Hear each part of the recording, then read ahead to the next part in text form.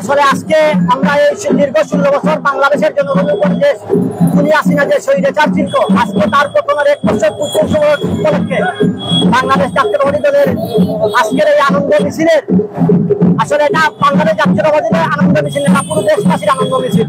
পুরো দেশবাসীর উপর যে জগৎ পাথর ভর করেছিল, ছাত্র জনতার সর্বস্তরের জনগণের অভ্যুত্থানের মাধ্যমে এই খুনি হাসিনার বিজয় হয়েছে।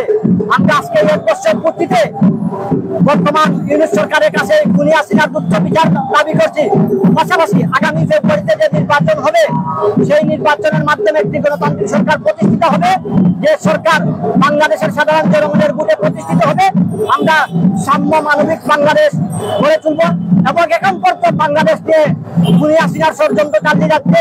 আমরা বাংলাদেশের প্রত্যেকটি সাধারণ জনগণকে সবাইকে ঐক্যবদ্ধভাবে এই ষড়যন্ত্র মোকাবেলার আহ্বান জানিয়ে এবং আগামীতে একটি সুন্দর বাংলাদেশ গড়ার জন্য সবাইকে দেশনেত্রী বেগম খালেদা জিয়া, আপসীন নেত্রী দেশনেত্রী বেগম খালেদা জিয়ার গানের শীষের প্রতীকে ভোট দেওয়ার আহ্বান জানাচ্ছি। ধন্যবাদ আপনাদেরকে।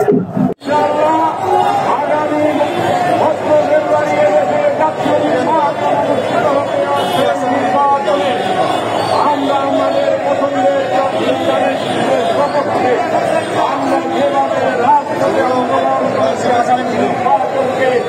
আমরা চ্যালেঞ্জ হিসাবে নিয়ে বাংলাদেশ